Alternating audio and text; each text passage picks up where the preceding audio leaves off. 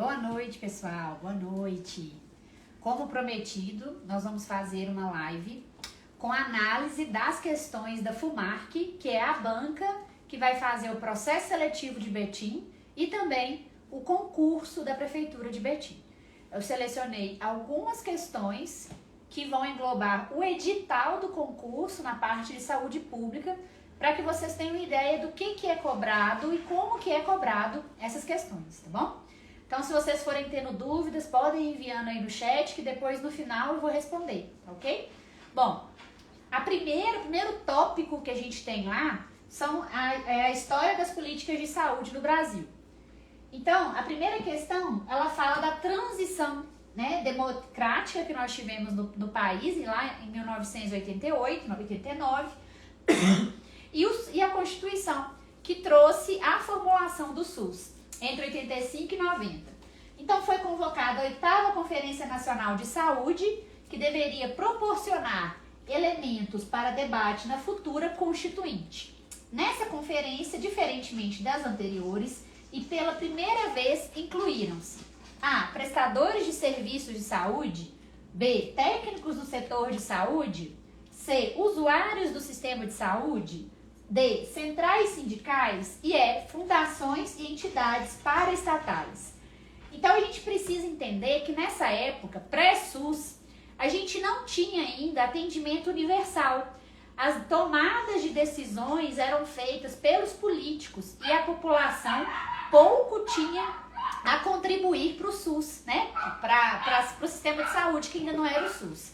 Então, começou-se um movimento que foi a reforma sanitária, onde prestadores de serviço, intelectuais, pessoas da academia, né, das faculdades, começaram a debater sobre a saúde no Brasil e trouxeram para essa discussão a saúde como um direito e essa questão do acesso universal, igualitário para todas as pessoas, independentemente se elas contribuíssem ou não com impostos, né? Porque o que acontecia antes do SUS? Quem tinha acesso à saúde? Era quem trabalhava, era quem contribuía para o INAMPS, né? Que agora é INSS.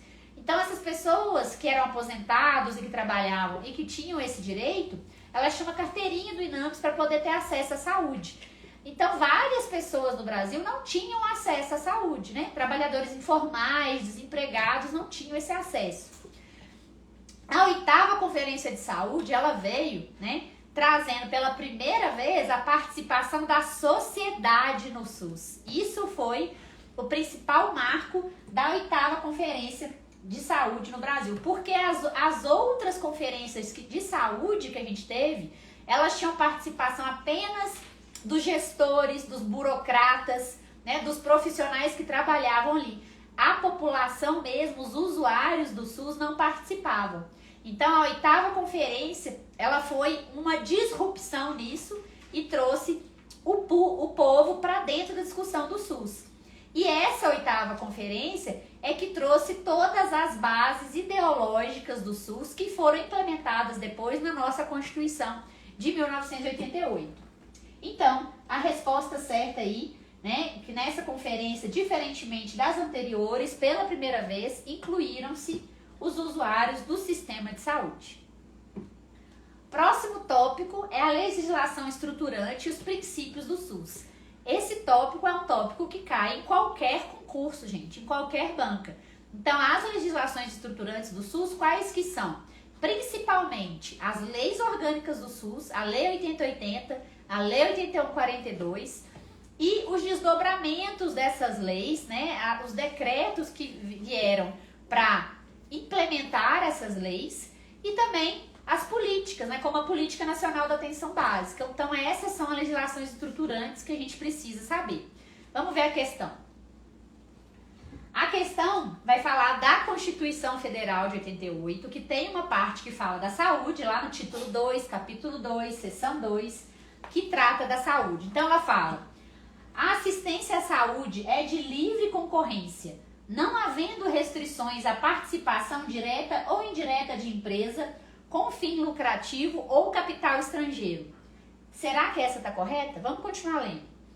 É vedada a destinação de recursos públicos para auxílios ou subvenções às instituições com fins lucrativos.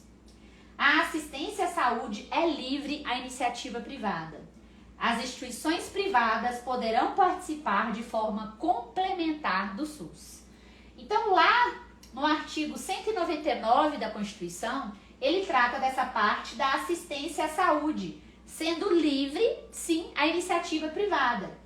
Elas poderão participar de forma complementar ao SUS, seguindo as diretrizes deste, mediante contrato de direito público ou convênio, tendo preferência às entidades filantrópicas e sem fins lucrativos.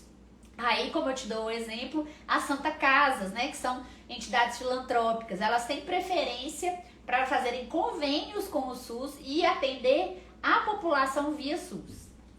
É vedada a destinação de recursos públicos para auxílios ou subvenções às instituições privadas com fins lucrativos. Então, o dinheiro público não pode ir para um hospital privado com fim lucrativo, tá?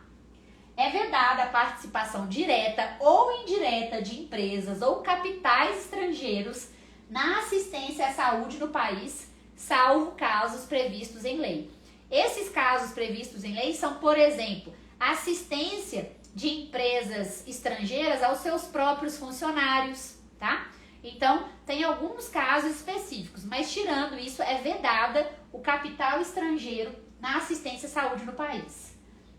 Quarto, a lei disporá sobre as condições e os requisitos que facilitem a remoção de órgãos, tecidos e substâncias humanas para fins de transplante, pesquisa e tratamento, bem como a coleta, processamento, transfusão de sangue e seus derivados, sendo vedado todo tipo de comercialização. Importante falar isso, então não adianta a pessoa querer comprar um órgão, tá? Não adianta. Aí rolou uma fake news na época do Faustão, né, que ele teve o transplante de coração teoricamente muito rápido, mas é uma questão de fila. Todos os transplantes no Brasil são regulados pela mesma fila, pelo SUS, tá? Não existe a comercialização de órgãos e hemoderivados. Então, pensando nisso, a primeira questão, que a assistência à saúde é de livre concorrência, não havendo restrições à participação direta ou indireta, é vedada sim. Então, a primeira está incorreta. A 2 também está correta, é vedada a destinação de recursos públicos, né, para auxílios a empresas com fins lucrativos. E a 3 está correta, a assistência à saúde é livre à iniciativa privada e as instituições privadas poderão participar de forma complementar no SUS, ok? Próximo tópico, Pacto pela Saúde.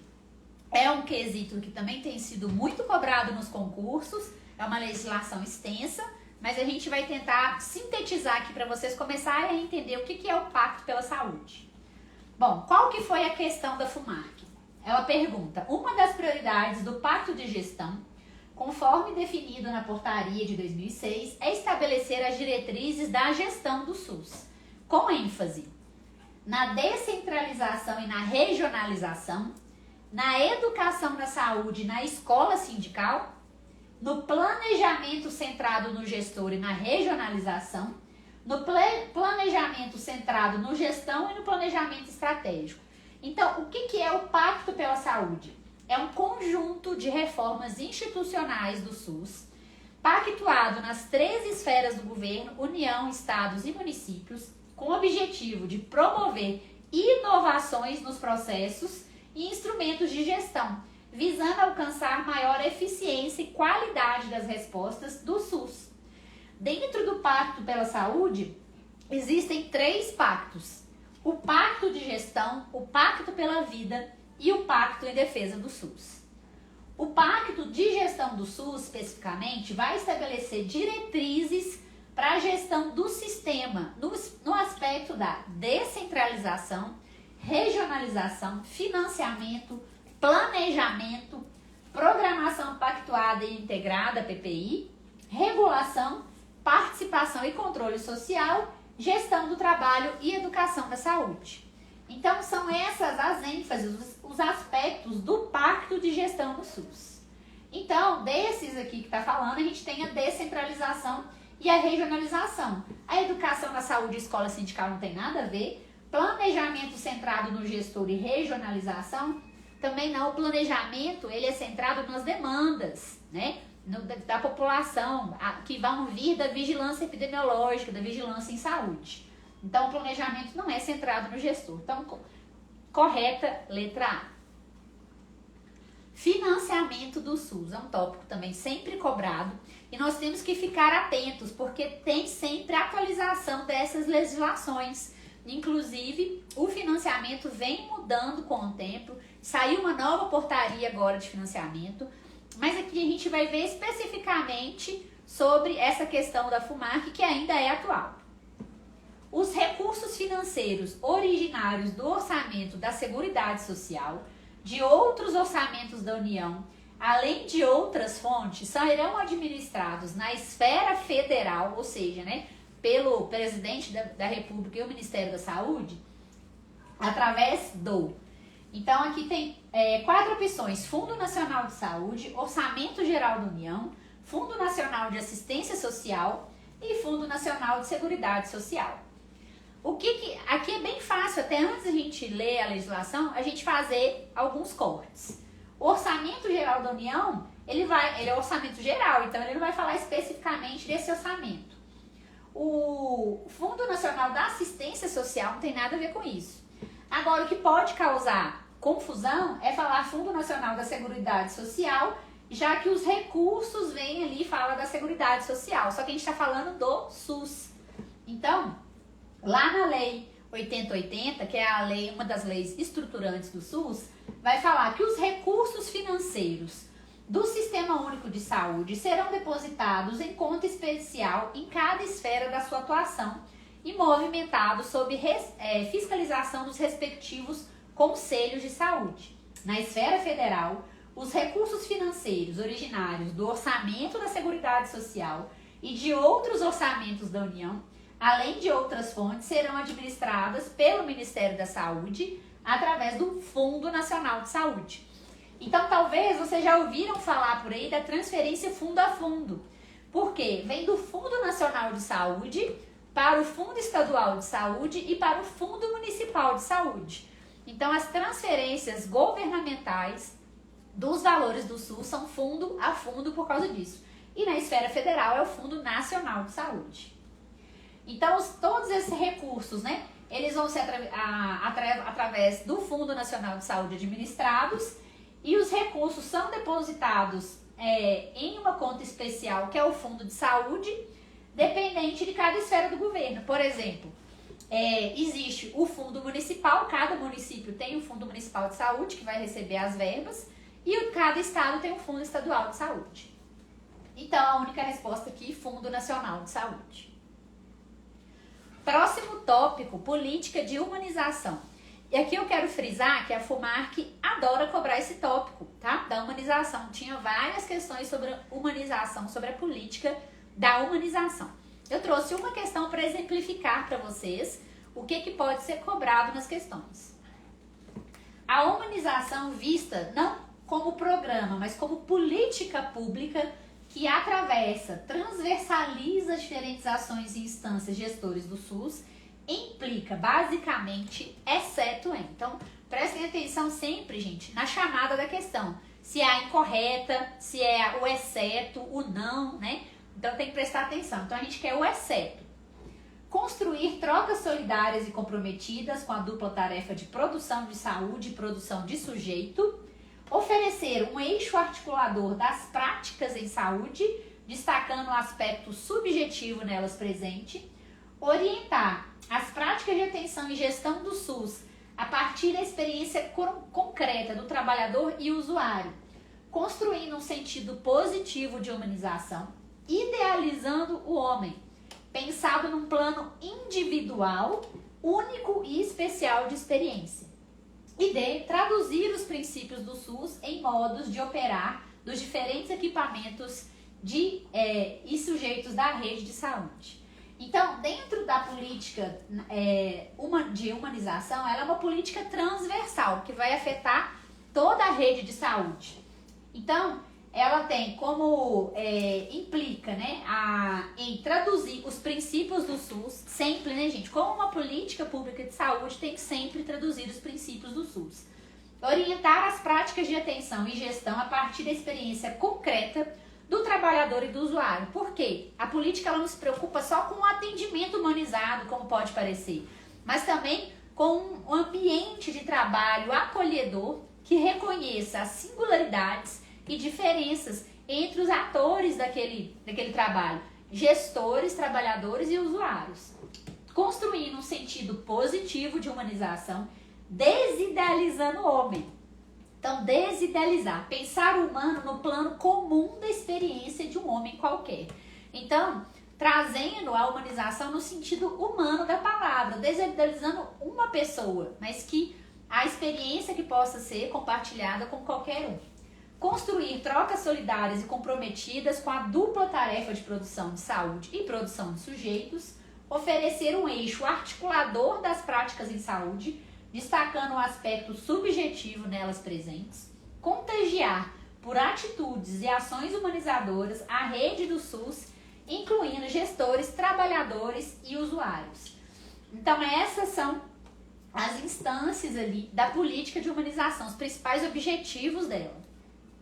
Pensando nisso, aqui todas estão corretas e aqui nessa parte a gente já está errado aqui, ó.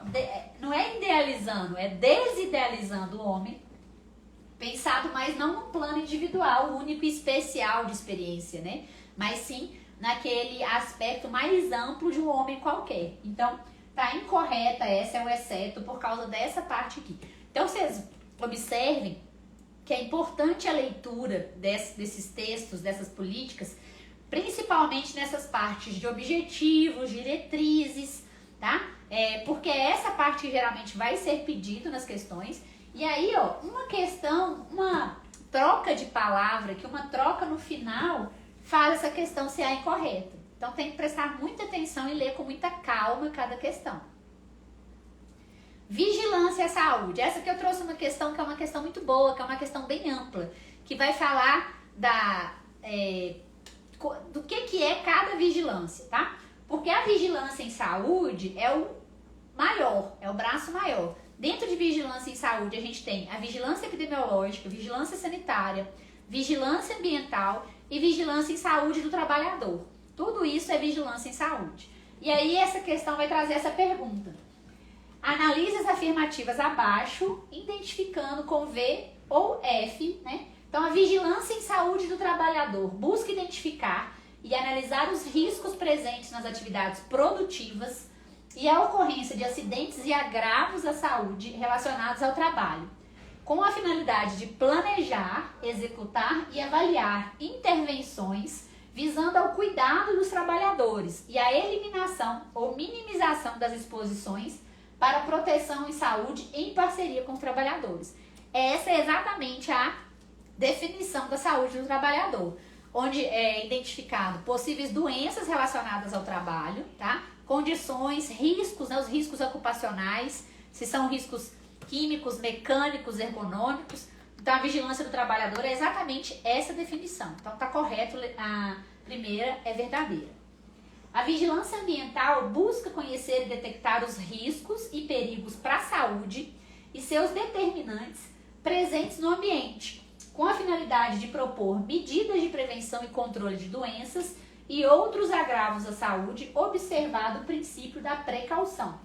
Também verdadeiro, que essa aí, a vigilância ambiental, ela vai fazer a vigilância do meio ambiente, pensando nas doenças que podem ser causadas pelo meio ambiente, pelo distúrbio no meio ambiente. Então, a gente vai ter dentro da vigilância ambiental a vigilância da água, a vigilância de terra, de solos, a vigilância do ar. Então, tudo isso entra dentro de vigilância ambiental. Por exemplo, agora nesse momento tão difícil do Rio Grande do Sul, várias doenças podem começar a aparecer por causa desse problema das enchentes, né? Várias doenças relacionadas ali, como leptospirose e outras ali, zoonoses que podem acontecer. Então, isso é um problema da vigilância ambiental. As águas que vão ser contaminadas, então tudo isso entra dentro do parâmetro da vigilância ambiental. A vigilância sanitária busca conhecer a distribuição das doenças e dos agravos à saúde e identificar os fatores determinantes e condicionantes da saúde individual ou coletiva, com a finalidade de recomendar e adotar as medidas de prevenção e controles adequados. Aí prestem atenção aqui, vigilância sanitária, ela não vem buscar entender a distribuição das doenças e agravos à saúde, não. Isso é a vigilância epidemiológica, tá? Então aqui tá errado, porque aqui é vigilância epidemiológica. A definição de vigilância epidemiológica é essa, buscar conhecer a distribuição das doenças e agravos à saúde, identificar os fatores e condicionantes. Então aqui, F.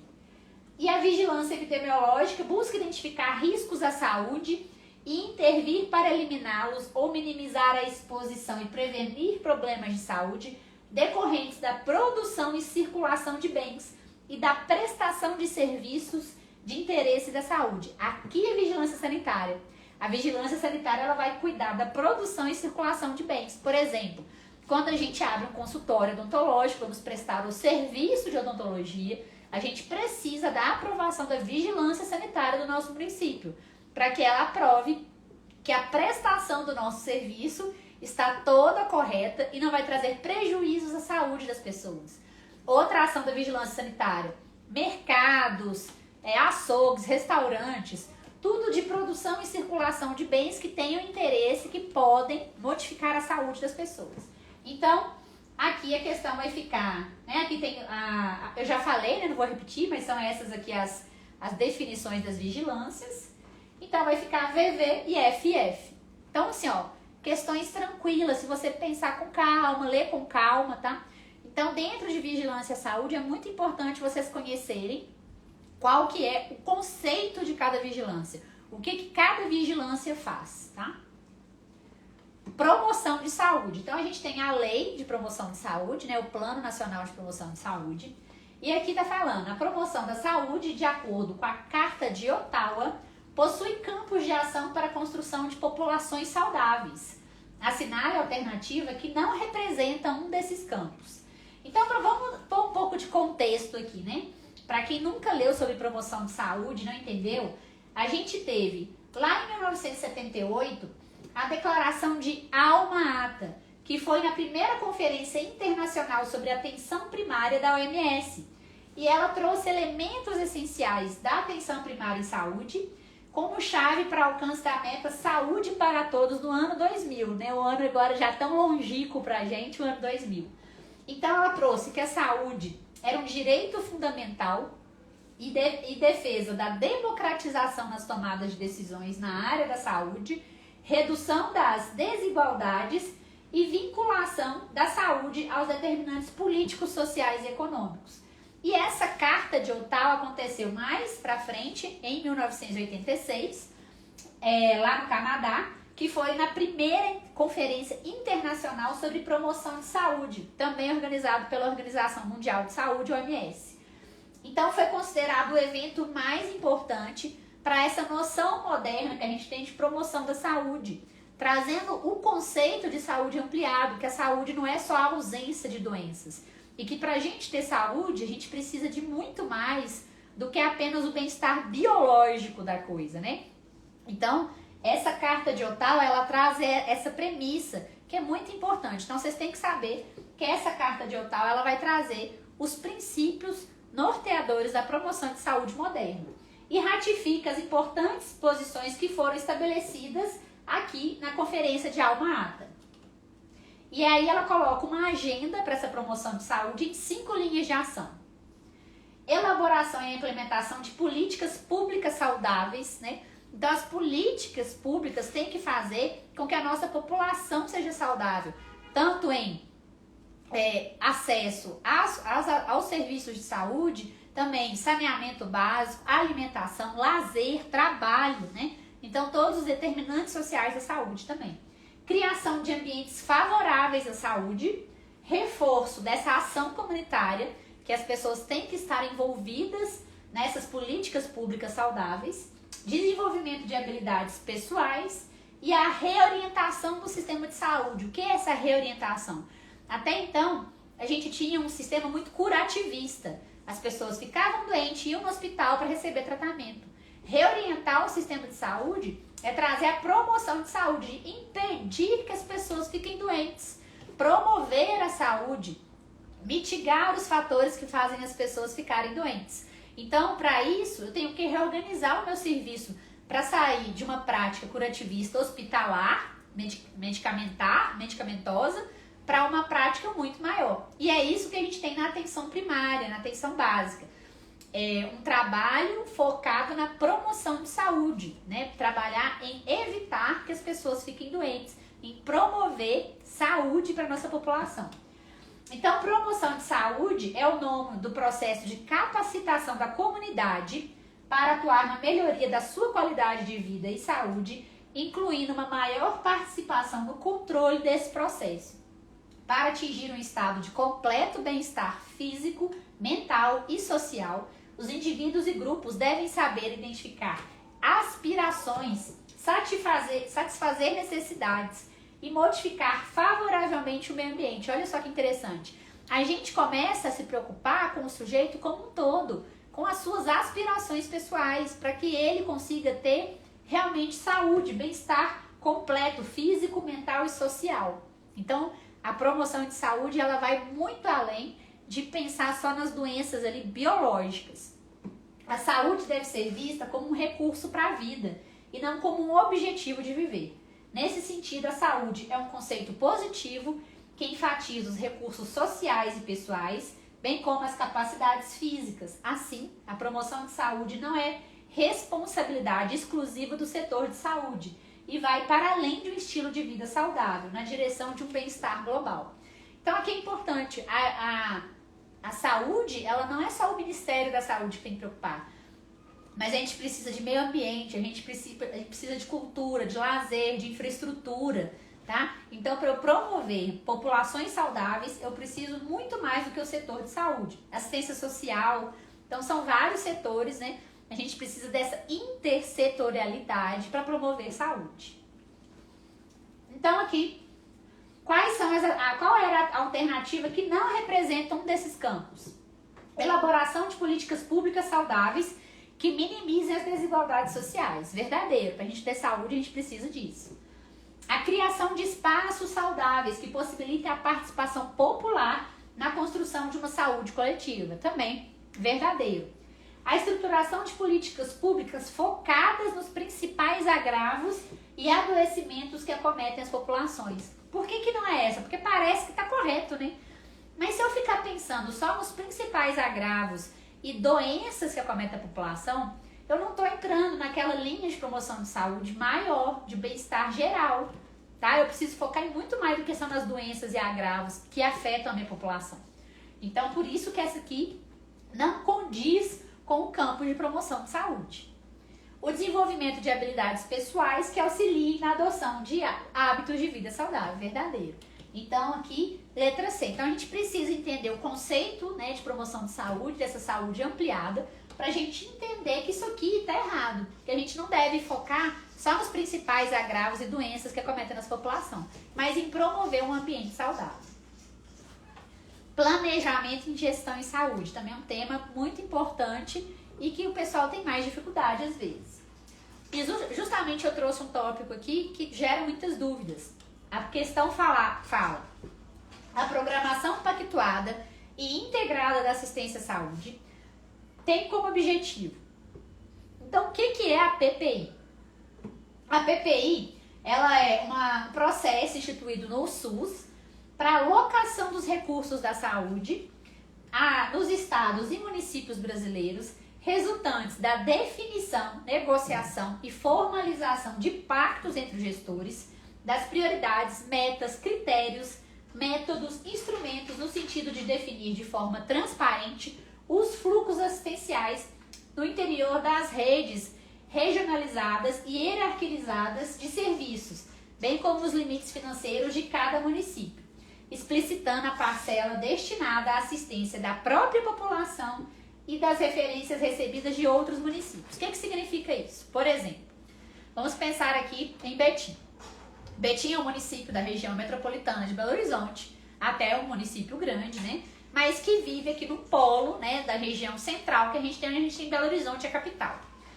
E vários outros municípios aqui em volta, menores, Joatuba, Mateus Leme, vários outros municípios que têm muito menos população e são muito menores do que Belo Horizonte e até Betim.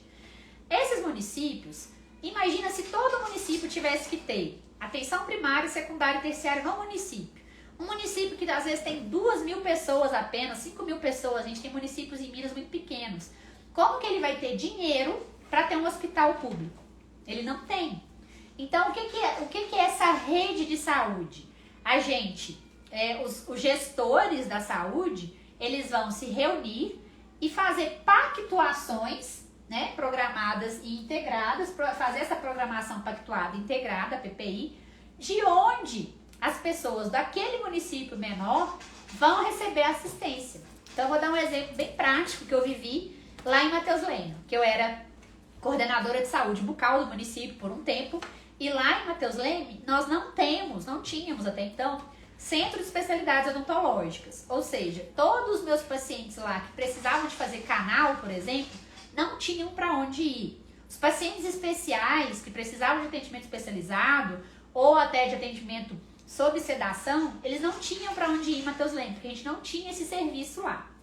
Então, a gente foi para uma reunião da Comissão Intergestores Bipartide. O que é essa comissão?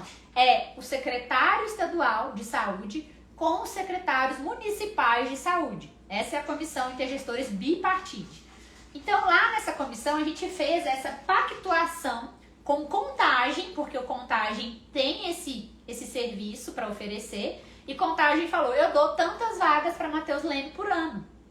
Então, a gente pactuou como que meus pacientes iam chegar em Contagem, quantos eu podia mandar, e aí o dinheiro que seria transferido fundo a fundo para Mateus Leme, que era referente a esse paciente de Mateus Leme, ele vai para Contagem, tá? Então, é isso que é a programação pactuada que acontece dentro das comissões intergestores. É falar, olha, o seu município não tem como ofertar esse serviço, mas eu já tenho, eu consigo ofertar para mim e para você. Então, você pode vir aqui que o seu paciente vai ser atendido. Isso acontece, claro, muito com Belo Horizonte, que é um polo que vai ter as 3 esferas. A gente tem atenção primária, secundária e terciária. Tem vários hospitais de referência aqui, então pessoas do interior vêm para fazer tratamentos mais complexos aqui em Belo Horizonte, tá? Com essa pactuação, não é a pessoa que consegue uma vaga sozinha, é pela regulação, pelo município, ela é encaminhada, porque já existe essa pactuação. Então, a programação pactuada, a PPI, é basicamente isso. Então, ela vai ter os objetivos gerais dessa PPI, que é buscar a equidade de acesso da população às ações e serviços em todos os níveis de complexidade, justamente por isso. Se eu não consigo ofertar lá em Mateus Leme os 3 níveis de complexidade, eu preciso pactuar para que o meu paciente tenha a equidade de acesso, a integralidade em todos os níveis. Orientar e alocar os recursos federais de custeio pela lógica de atendimento às necessidades de saúde da população. Explicitar os recursos federais, estaduais e municipais que vão entrar no montante do SUS. Consolidar o papel das secretarias estaduais de saúde na coordenação da política estadual, da regulação, controle e avaliação do sistema estadual de saúde, na macroalocação dos recursos destinados pelo nível federal e pelo próprio estado para o financiamento da assistência, na construção de critérios e parâmetros estaduais a serem utilizados na programação da assistência à saúde, no apoio e assessoria técnica aos municípios. Isso é importante, né? Porque às vezes assim, o município tá lá, o Mateus Leme não tem como ofertar.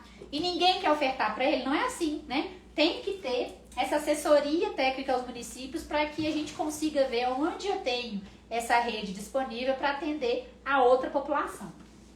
Promoção e integração dos sistemas municipais de saúde em sistemas funcionais em cada região e desenvolvimento do modelo de gestão e novos mecanismos gerenciais. Além disso, vai trazer as diretrizes da regionalização da assistência à saúde, porque a pactuação é isso, é regionalizar a assistência à saúde. É onde que o meu paciente vai ter acesso a cada serviço. na minha região de saúde.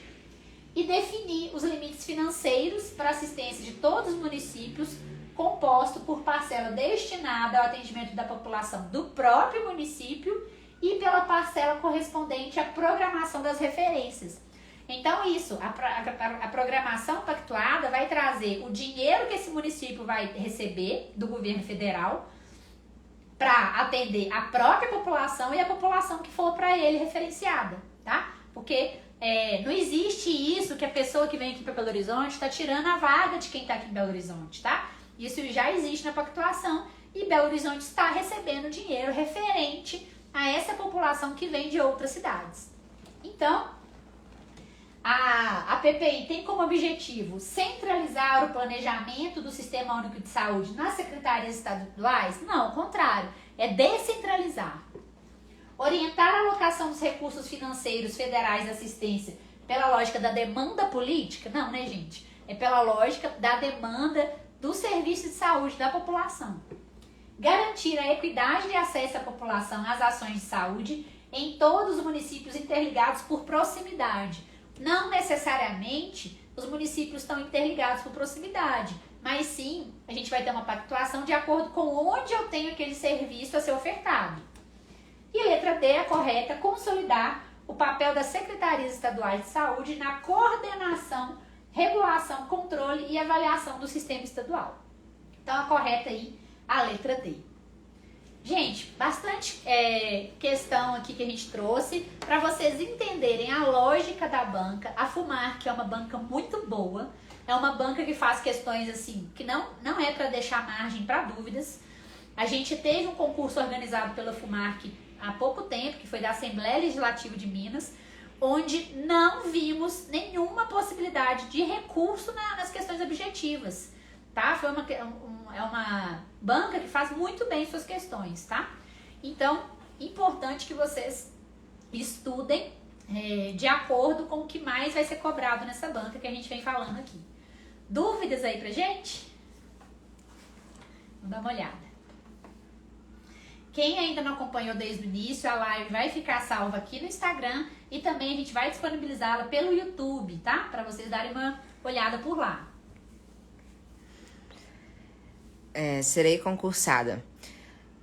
Underline 23. Você acha que para o cargo de PSF vai cair só saúde pública mesmo na parte específica?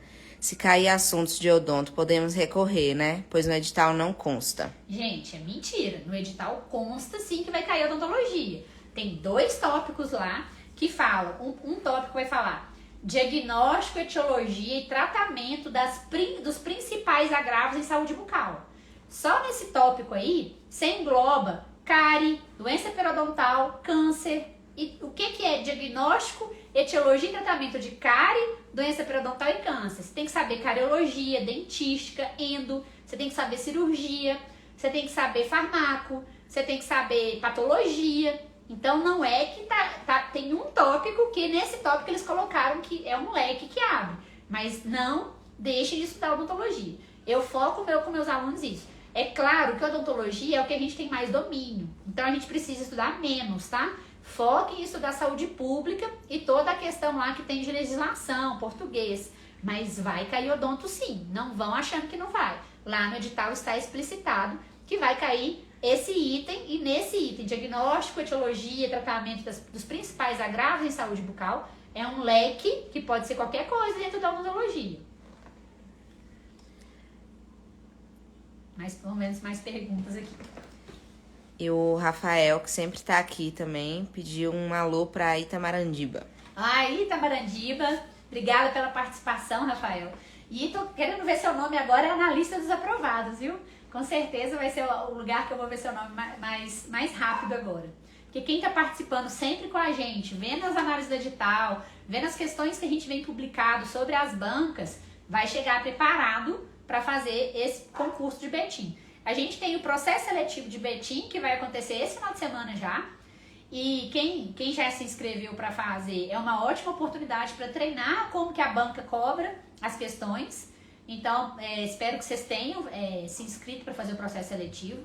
O processo seletivo é para contratação temporária, até fazer todos os trâmites do concurso, porque demora, tá?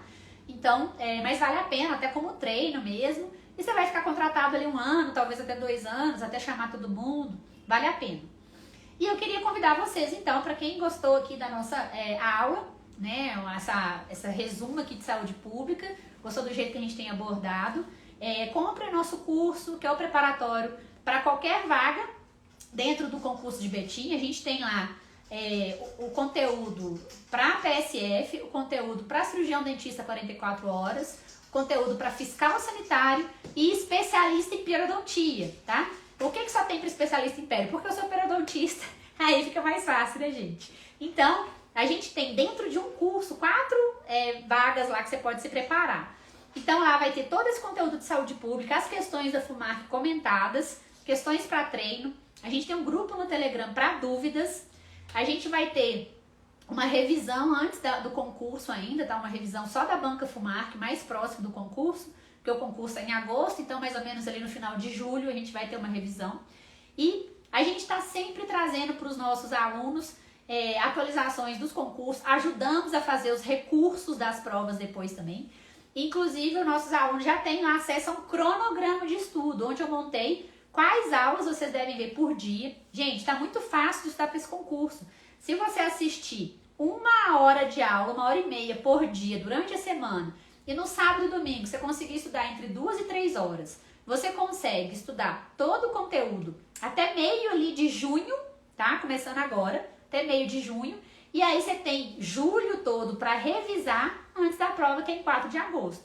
Então, se você ainda não está se preparando, vem com a gente. Nosso curso está o link na bio. A gente está com valor promocional ainda, que vai virar assim que começar as inscrições, tá? Então não perca. Tá R$ 797 à vista ou 12 vezes de 79, uns quebrados. E vocês que participaram da live com a gente, manda uma DM que vai ter desconto para quem participou da live, tá bom? Mais perguntas aí? Temos uma Daniele. Oi, Joyce, fiz com vocês para BH e hoje estou efetiva. Muito bom, Daniele. Parabéns. Obrigada por vir aqui falar desse depoimento pra gente. Eu falei hoje com um colega nosso que foi nomeado também, nessa última nomeação agora que teve da PBH, que nomeou agora até o 42º colocado. Então, olha para vocês entenderem como é que é a lógica do concurso. O concurso foi em 2021, a homologação aconteceu em 2022 e agora, em 2024, eles ainda estão chamando. Era 13 vagas, já chamou muito mais do que 13 vagas. E pelo que a gente estava conversando, ainda deve chamar mais 100 pessoas desse concurso. Então, não fique desanimado se você achar que tem pouca vaga, porque geralmente eles chamam mais. Não fique desanimado de fazer concurso porque você está na graduação ainda, porque demora o processo de um concurso, tá? Então, e se você foi aprovado ali, mas não tá dentro das vagas do concurso, não perca as esperanças de ser chamado. Fique sempre de olho nas chamadas, no Diário Oficial, que é onde eles publicam, tá? Que bom, Daniela, feliz que você foi aprovada. Gente, então, muito obrigada, boa noite. E a nossa live vai ficar gravada aqui pra vocês. Tchau, tchau.